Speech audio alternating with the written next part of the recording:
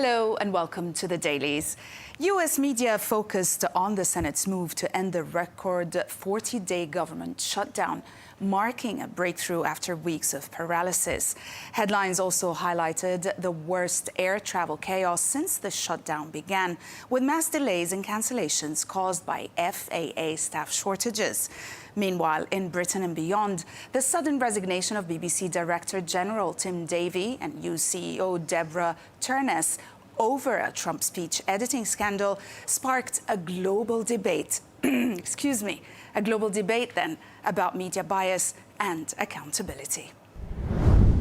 We'll start with the New York Times, which dissects the political and policy implications of the Senate's tentative deal to reopen the government after a historic 40-day shutdown.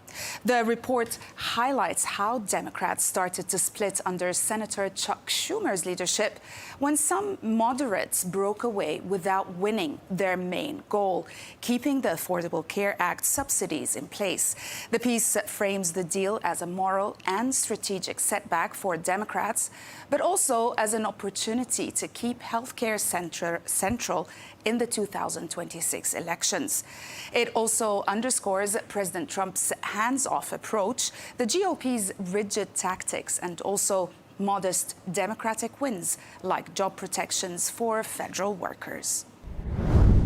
Another story dominated headlines in America, which was the major airport disruptions in the U.S., as more than 10,000 flights were delayed or cancelled in the worst day of disruptions since the government shutdown. Newsweek examines how the ongoing U.S. government shutdown and a directive from the Federal Aviation Administration, FAA, to reduce flight operations at major airports have led to surging delays and cancellations. The piece highlights how the FAA ordered a 4% cut in flights at 40 airports, rising to 6%, then to 10% ahead of Thanksgiving. And using data from the flight tracking service FlightAware's misery map, Newsweek also shows that on one recent afternoon, there were 720 delays and 184 cancellations. With hubs like Charlotte, Chicago, O'Hare, and Newark especially hit hard. The root cause, staffing shortages from unpaid air traffic controllers, plus shutdown-related disruptions. Passengers are urged to check flights, be flexible, and expect more trouble ahead. In an exclusive, the Wall Street Journal details the findings of a 3-year investigation by German federal police into the 2022 sabotage of the Nord Stream 1 and 2 gas pipes. An elite Ukrainian military unit has been identified as the primary suspect, with surveillance, rental records, and facial recognition evidence linking them to the operation. The probe has triggered diplomatic strain. Poland has refused to extradite one suspect, calling him a hero, while the German-led inquiry threatens to erode pan-European support for Ukraine, especially as right-wing forces in Germany exploit public frustration with high energy costs to challenge Ukraine aid.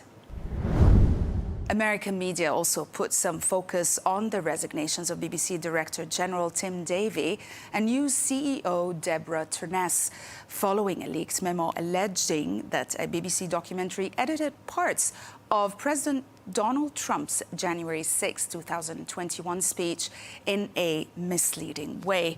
The Washington Post provides details in its piece and says that the segment in question reportedly was put together or has put together two separate remarks, one encouraging peaceful protest and another saying we fight like hell, all to create the impression that Trump urged an assault on the Capitol. The piece highlights reactions as the episode triggered sharp criticism of BBC impartiality and sparked political backlash in the UK and in the US. Both executives acknowledged mistakes and accepted responsibility, citing institutional damage and accountability as reasons for stepping down. British media widely portrayed the BBC resignations as a major crisis. Headlines described it as a disgrace and stressed that the memo leak exposed serious and systematic bias at the corporation. Sonia Sotha commented in The Times, arguing that the BBC's fundamental mission of impartial reporting is under severe strain after recent high-profile editorial missteps and resignations at senior levels. The piece examines incidents involving other presenters as well, like Martin Croxall and also Justin Webb, both found to breach the corporation's impartiality rules while covering gender identity issues. The article contends that the institutional biases, particularly around controversial social topics, threaten its credibility, especially with the BBC publicly funded and tasked with trusted journalism. Sotha calls for more than leadership change. She demands cultural reform and stricter enforcement of neutrality standards to restore public trust. The Telegraph's analysis argues that the BBC's recent leadership resignations mark a turning point in the broadcaster's credibility crisis. The piece warns that replacing Davie will be far more than personal change.